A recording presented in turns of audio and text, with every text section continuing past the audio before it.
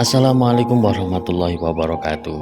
Teman-teman sekalian, pada episode kali ini saya akan mengetengahkan tentang biografi Abu Abbas As-Saffah, penguasa yang sangat terkenal dengan prestasinya menumpahkan darah musuh-musuhnya. Ini boleh dibilang tak mungkin terlupakan dalam sejarah Islam. Dia memegang tampuk kekuasaan sejak tahun 750 hingga 754 Masehi. Nama lengkapnya adalah Abu Abbas Abdullah bin Muhammad bin Ali bin Abdullah bin Abbas bin Abdul Muthalib bin Hashim. Abu Abbas berasal dari suku Bani Hashim yang memiliki hubungan darah dengan Nabi Muhammad SAW dari pihak pamannya Abbas. Bani Hashim merupakan pendukung terbesar Ali bin Abi Thalib yang menjabat sebagai khalifah keempat. Mereka meyakini bahwa hanya keluarga Nabi Muhammad dan Ali yang pantas untuk menjadi pemimpin. Kebijakan-kebijakan yang dibuat oleh dinasti sebelumnya, dinasti Umayyah, dinilai setengah hati karena gagal menghadapi kaum minoritas non-muslim Arab dan Syiah. Kegelisahan tersebut memicu semakin kukuhnya kekuasaan Hisham bin Abdul Malik di Kufah, kota utama di Irak. Kaum Syiah melakukan pemberontakan pada tahun 736 Masehi dan menguasai kota 4 tahun kemudian.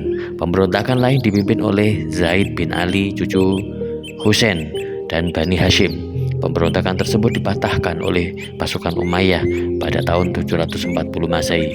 Peristiwa itu tidak sekedar menunjukkan kekuatan Umayyah, sekaligus menumbuhkan kegelisahan yang melanda dunia Islam. Abu Abbas memilih berfokus di Khurasan, sebuah kawasan militer di bagian timur Irak.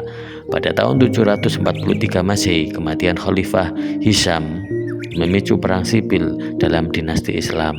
Abu Abbas yang didukung oleh kaum Syiah, Khawarij, dan penduduk Khurasan mulai mendapatkan jalan terang menuju kemenangan meski ia dipecat oleh Khalifah Marwan II tahun 750 Masehi. Perang sipil ditandai dengan adanya keyakinan kaum Syiah bahwa Abu Abbas adalah jelmaan Imam Mahdi. Perang antara kedua pihak kuat tersebut dikatakan para ulama Islam sebagai perang antara kebaikan dan kejahatan.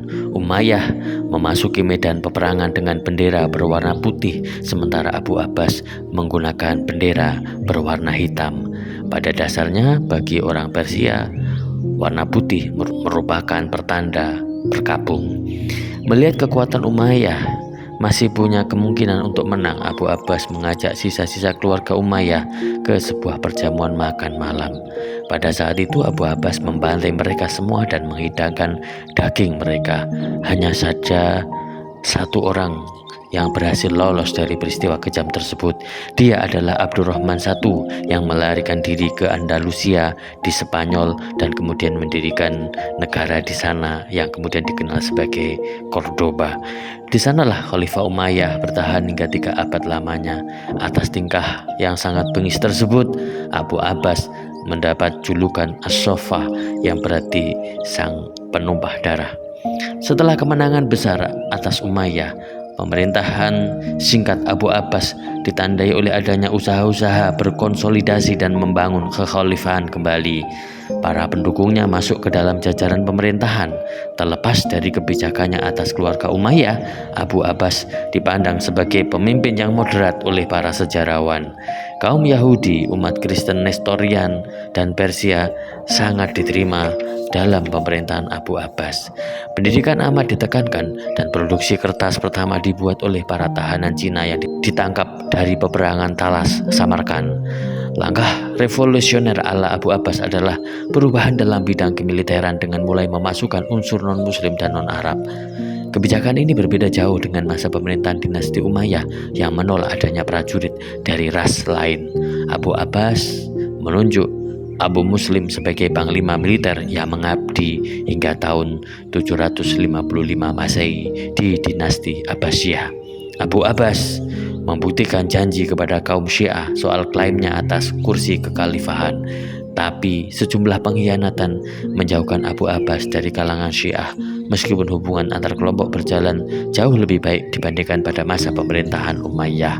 Abu Abbas meninggal karena terserang cacar pada tanggal 10 Juni 754 Masehi.